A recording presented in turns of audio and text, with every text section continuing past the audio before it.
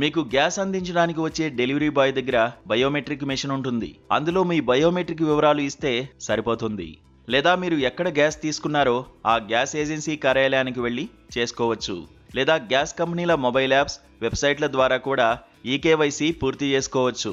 మీకు ఏమైనా అనుమానాలు ఉంటే oil industry toll free number 1800-233-555ను సంప్రదించి వివరాలు తెలుసుకోవచ్చు. గతంలో ఇందుకు ఇచ్చిన గడువు పూర్తవడంతో జనవరి 31 వరకు పొడిగిస్తూ నిర్ణయం తీసుకున్నారు.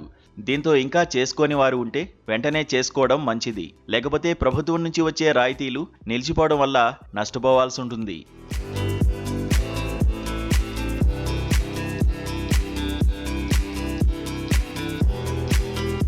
Aadhaar biometric based eKYC process ద్వారా గ్యాస్ వినియోగదారులు ప్రక్రియ పూర్తి చేయాల్సి ఉంటుందని తెలంగాణ వంట గ్యాస్ డీలర్ల అధికార ప్రతినిధి పివి మదన్ మోహన్ రావు తెలిపారు. కేంద్ర ఆయిల్ కంపెనీలు గతంలో ఇచ్చిన గడువు ముగిసిందని, ఇప్పుడు జనవరి 31 వరకు మాత్రమే అందుకు డెడ్ లైన్ ఉందని తెలిపారు.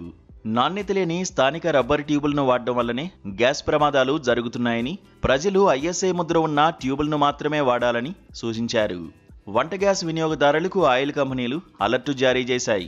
ఈ కేవైసీ గడువును జనవరి 31 వరకు పొడిగిస్తూ నిర్ణయం తీసుకున్నాయి. దీంతో ఆ లోపు పూర్తి చేయకపోతే గ్యాస్ సబ్సిడీలన్నీ నిలిచిపోనున్నాయి. ప్రభుత్వం నుంచి వచ్చే రాయితీ డబ్బులు మీ అకౌంట్లలోకి రాకుండా నిలిచిపోతాయి.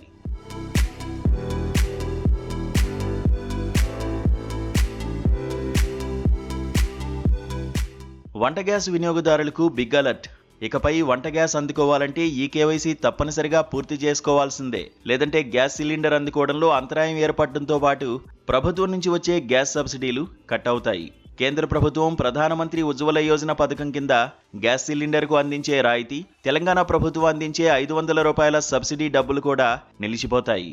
వీటితో పాటు సాధారణ వినియోగదారులు కూడా ఈ కేవైసీ పూర్తి చేసుకోవడం తప్పనిసరి చేస్తూ కేంద్ర, రాష్ట్ర ప్రభుత్వాలు నిర్ణయం తీసుకున్నాయి. ఎప్పటినుంచో ఈ ప్రక్రియ కొనసాగుతుండగా జనవరి 31 వరకు గడువు పొడిగించారు. దీంతో వంట గ్యాస్ సిలిండర్ వినియోగదారులందరూ ఆ డెడ్ లైన్ లోపు ఈ కేవైసీ పూర్తి చేసుకోవాలి.